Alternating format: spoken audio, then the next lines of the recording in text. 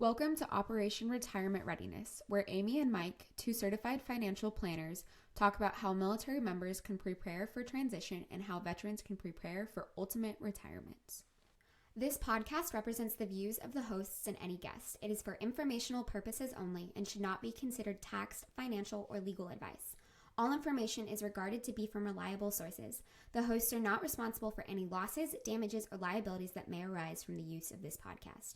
This podcast is not intended to replace professional advice. Hey, Mike, how's it going? Good. How are you? Doing well. We're a little bit into the new year at this point, and I think for most, if not everyone, sort of the newness is worn off of everything. And so we're sort of getting to the time of the year where the choices that you make today determine whether you're still going to the gym or you're still on track with your other goals. So I feel like, even though we're sort of in the dark time of winter and it's kind of sleepy, this is kind of an important time of year in terms of continuing on with goals or not. Yeah, completely agree. It's kind of that make or break time, whether miss a day or two, or what, depending on what your goal is. If you stumble, you got the choice of, okay, I'm done, or hey, do I get back on the horse and just keep going.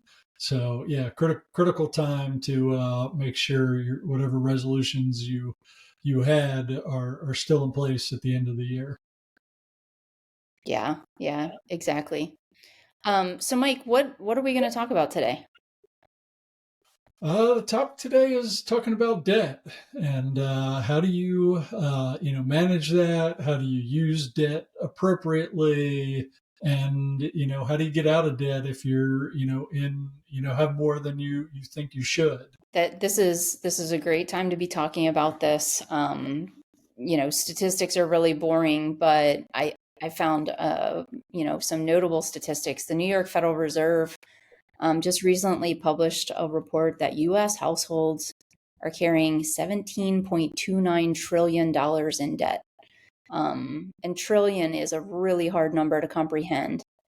So if we think about what $1 million is, I mean, even for a lot of people, $1 million is just a huge number.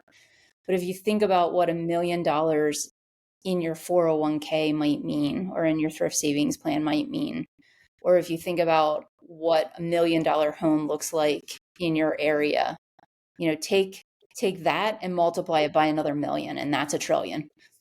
That's how big this number is. And a lot of that debt is mortgage debt, more than half of it, which is, collateralized by your house, which presumably will increase in value over time. And it gives you a place to live, so it's useful. But of that 17.29 trillion, over $1 trillion is just credit card debt. So just straight up consumer debt. Another 1.6 trillion is auto loan debt. So cars, which, are an asset, they get you where you need to go, but they lose value over time. And then another 1.6 trillion is student loan debt. So these are just huge numbers for Americans. Even if you break it down in an average per American, it's a lot of money. And some American families are facing financial disaster as a result of their debt load. So I feel like this is a really important topic to dig into today. Yeah, it definitely is, and the numbers are staggering when you just think of them, kind of abstract. So it's often useful to look at them, okay, compared to either inflation or size of the overall economy, and potentially how fast they're changing. You look at student loan debt, and that's just going up and up and up and up. When you talk about the credit card debt, yeah, it just crossed $1 trillion, I think, for the first time.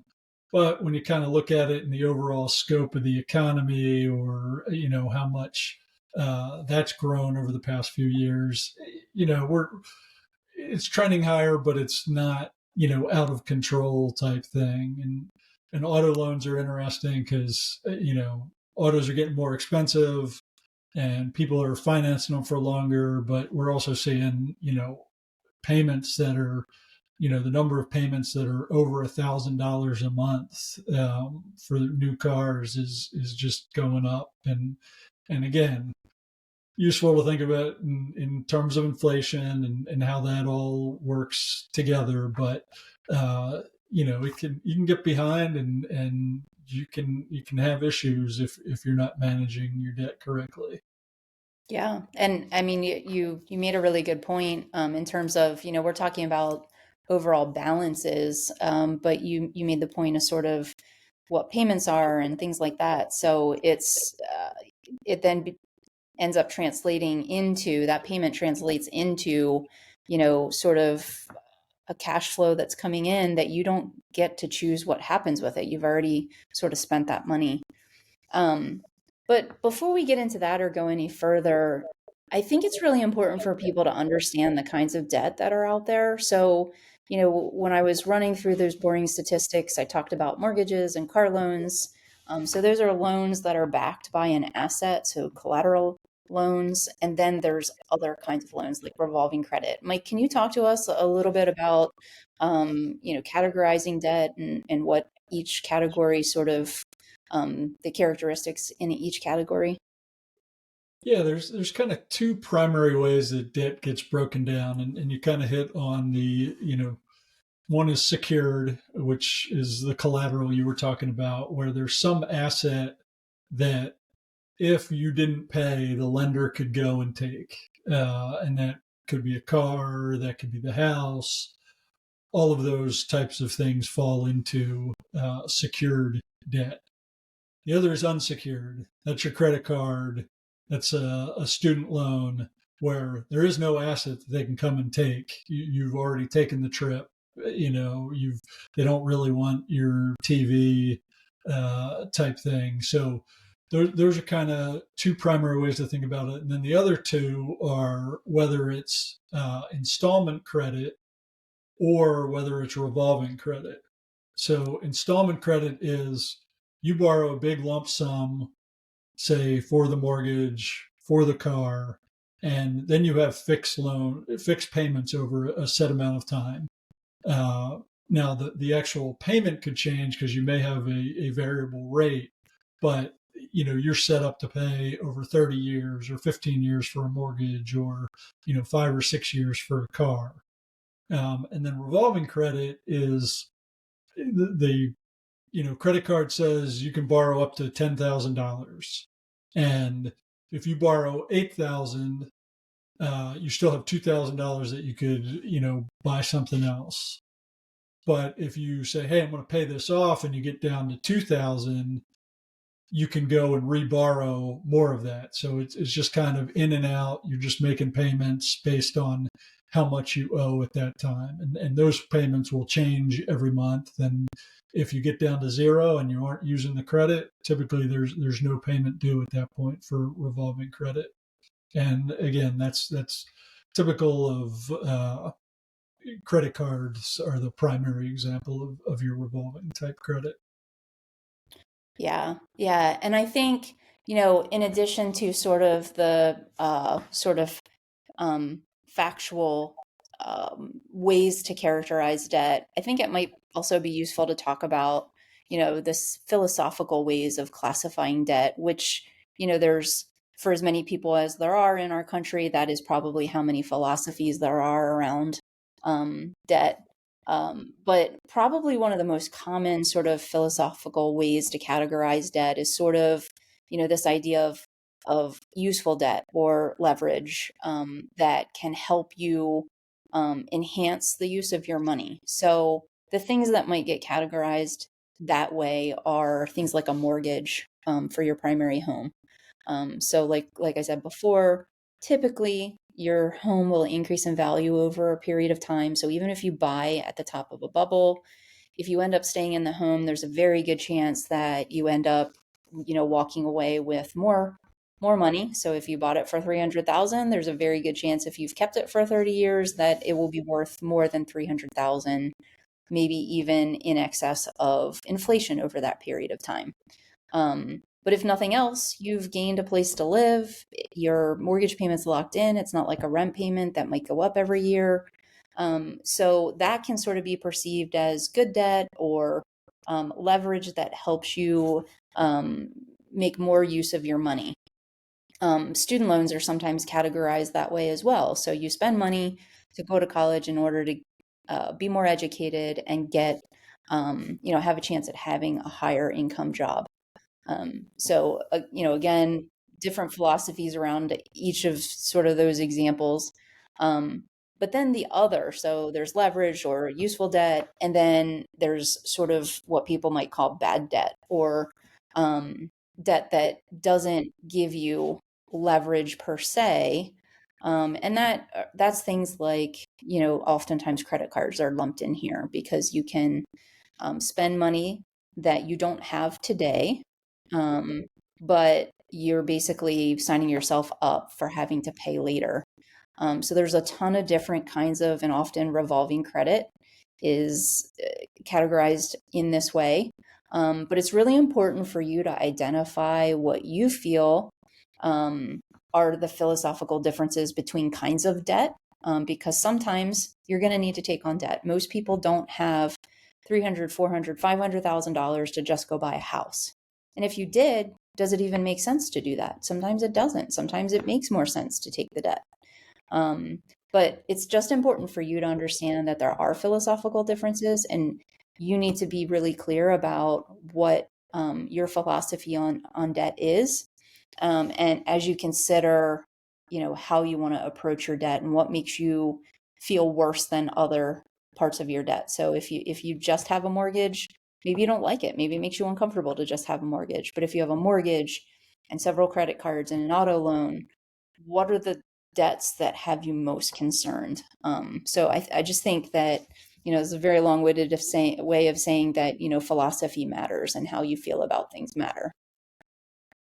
Yeah, no, those are all great points. And one of the other pieces is just looking at your overall debt to income ratio and understanding that and how that affects credit scores and myriad of other things. But if your debts climb too high, even if they're useful, typically you're going to have a harder time borrowing, or your future loans and things are going to be at higher rates because you're viewed as more of a credit risk, and a bank or a lending agency isn't going to be wanting to give you even more money. So understanding useful bad debt, and just understanding and managing it and having a plan is incredibly important for any kind of debt discussion. Yeah, I agree. Especially because, again, it is unlikely that you're going to be able to pay for every single thing in cash. So at some point, you will need debt for some reason, one reason or another. And if you can come to the table with a great credit score and a great credit history, then you can get much more favorable terms, which can make a huge difference over the long term. And I think that sort of like launches into, so far we've talked about things in, very general nature. All of our comments can apply to anybody. But this is a show about, retirement and preparing for retirement. And I think what's really important about, debt management as you get ready to head into retirement is to keep in mind that everything, as you start to prepare for your transition, whether it's a military transition to the private sector, or full retirement, everything feels a lot more urgent and emotions become very difficult to manage. So the sooner you can get a handle on your debt, and have a plan for reducing your debt to a manageable level as you head into retirement, the more smooth of a transition you'll have heading into retirement. What are your thoughts around that, Mike? Yeah, I totally agree, especially when you're talking ultimate retirement, having that handle on the debt. Because again, if you're going to actually stop working, what what money do you have coming in that's going to be able to pay off those debts? And that all needs to be factored in. So if you're, it's best to handle that well before you retire. Now, if you have a mortgage because you need a place to live because you just relocated for retirement, but you have a pension or you have some other options, Social Security for getting money. But again, looking at that kind of debt to income ratio of, do you have enough money coming in that can service all the debt as you get into retirement?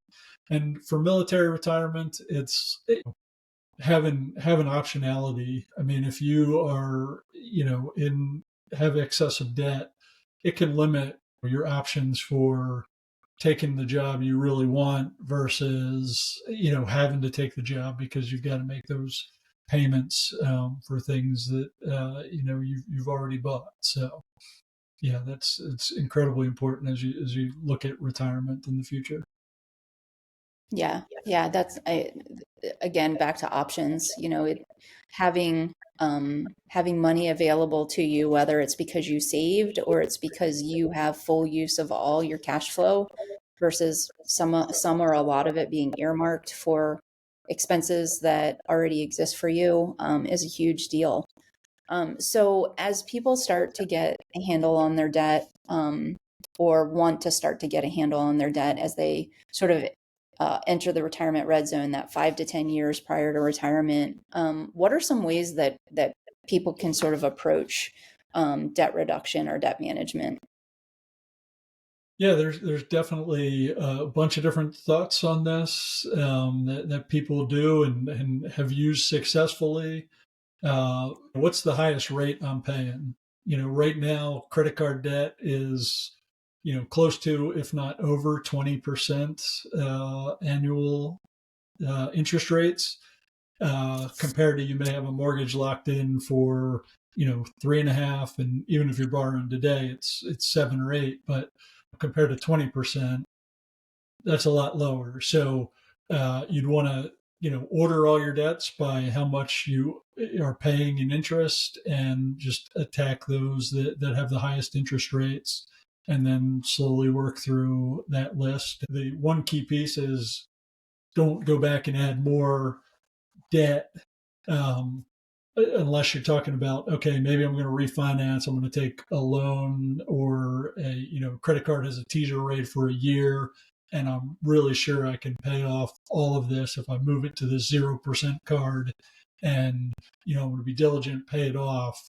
But what you don't want to do is build up more debt back on that old credit card after you paid it off. So that's one, highest to lowest by the rate. Another one is called the debt snowball method, where you pick the smallest amount you owe. Could be a credit card or just a one-off, store credit card, and maybe you got a couple $100 on there, and you just knock that one out. So then you're done paying that off, and then you can roll the payments over to the next highest balance that you owe. And so you keep doing that to just kind of get some mental wins, I guess, where you're clearing some debts that you have, and taking those down one at a time. And it can and go faster, and in the mind, you like having that win, and you move on the next. But in those cases, maybe you're not worried about which is the highest rate. You're just trying to clear a whole account out as quickly as possible. So I personally favor the, looking at the rates, especially if you have high interest rate debts, and just knocking those out. Because when you look at how much money you're sending the bank and the credit card companies in interest, getting that down, and then being able to apply all of that to interest and principal of lower amounts, you're going to make faster progress in my mind. Um, so that's what I favor. How about you? Yeah. So, I mentioned before just how emotional things can get, and in my experience, clients get very emotional around debt. Um, and so I actually favor a blend of the first two that you mentioned. So, there's no doubt that the highest to lowest rate, paying off the highest rate debt first makes the most sense from a number standpoint. I can't think of a time where that wouldn't be true. There could be times, but for the most part, that's gonna be the least amount of money that you're gonna pay. Having said that, depending on where a client is when we start talking about debt, if they need a win, then we're just going to pay off whatever is the smallest first because they get a win. And that makes them feel a little bit better about themselves so that then we can get to the work of making sure that, they're not spending new money, like we're not taking on new debt. And then we can start working on highest to lowest rate. And there might be times when, they're starting to get down, just like we've been talking about with the New Year's resolutions. We're kind of at that time of the year where it's hard to, it's not new anymore. The excitement's worn off. The grind of doing whatever it is that you said that you were going to do is a grind. And so sometimes you just need an extra sort of emotional boost. And so then I will go back and say, okay, well, let's just get this one handled because now they get a new emotional boost because, we can't ignore the emotions around money. There's the number side of money and the emotion side of money. And I just think that particularly for debt management, the emotions are a big deal. Yeah, they definitely are. And kind of one other question: how do you balance the saving versus paying down debt side of things? Yeah, yeah. Last week we talked, or the last podcast we talked about savings, and pretty soon we'll talk about budgeting and trying to get a balance between all of it. But this is another hard thing. I am an advocate of putting some minimal form of an emergency fund together, and that might be your car insurance deductible.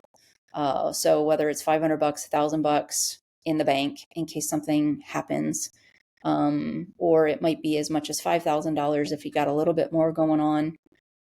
So I am in favor of having some basic emergency fund, not fully funded, but basic emergency fund, to try and prevent the new debt. And it sort of mentally helps people too. And it starts to train them that this is money that you can never touch, because at some point we do want a fully funded emergency fund, and we do want clients to sort of be trained that that's not money that's for use. That's, it might be $30,000, $40,000 just sitting there. That's not for a new car. That that is your emergency fund, and new cars are not emergencies. So that's sort of how I approach it. How about you? Yeah, similar. I try to, again, I get back to the credit card, but looking at the percentage that they are charging and what you're going to be making in even a high yield savings account right now, or even if you put it in the market, you're probably not going to, return that even if you catch that hot lucky stock. Um, so I'm in favor of, hey, let's get after the debt. Like you said, having that emergency fund, but let's divert savings to where we know we've got a fixed rate of return, and let's knock out that debt, even if it means slowing down savings or pausing savings uh, before we start that up again. So Yeah, yeah, yeah, that's I agree with that. so well, that's great. Anything else, or what are kind of the key takeaways that we want to leave folks today, Amy? Yeah, I think one of the key points that you had is critical to the discussion. We focus very much on sort of what debt is and the kinds and debt management and that kind of stuff. But first and foremost, the first key takeaway is you have to reduce spending. You can't take on new debt while you're trying to pay down debt. So it doesn't matter how great your debt management plan is. It doesn't matter which version of the highest to lowest rate or debt snowball you picked. Unless you reduce expenses to less than your income, you're never going to make progress with your debt management plan. So that's the first thing. The second thing is, the fact that debt can have a real impact on your ability to retire successfully.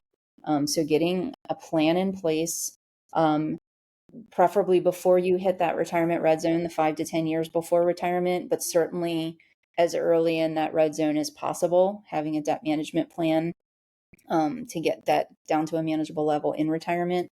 And then last, I think it's really important to keep in mind that debt is emotional. So if you're experiencing, sleeplessness at night, that's the emotions of, that are linked to debt.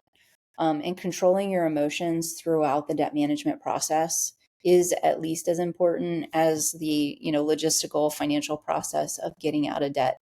So if you need to hire somebody, whether it's a financial coach or you need an accountability partner that you're comfortable talking about money with, or an actual financial planner, even though you're dealing with debt, it could still make a lot of sense for you to bring somebody on board to help you control your emotions and put together a good plan that you can stick to. Anything else, Mike, that you think counts as a key point here? No, I think you hit the main takeaways. I think next time we're gonna, as you alluded to, probably talk budget. So again, not a fan, but we can get into that next episode. That sounds good, Mike. I look forward to it. I do like budgets, but I know they're not popular. To get transcripts, show notes, or more information, go to operationretirementreadiness.com. Have a question or topic for the podcast? Send it to info@operationretirementreadiness.com. Find out more about Amy and Mike at their websites. Mike is the founder of Next Mission Financial Planning, LLC. He retired from the U.S. Air Force and has worked in the financial services sector since 2021. He is a certified financial planner, chartered financial consultant, and a certified college financial consultant. You can find out more about Mike at nextmissionfinancialplanning.com. Amy is the founder of Instar Financial Planning, LLC. She is retired from the U.S. Army and has worked in the financial services sector since 2019. She's a certified financial planner, a chartered federal employee benefits counselor, and a chartered retirement planning counselor. You can find out more about Amy at instarfp.com.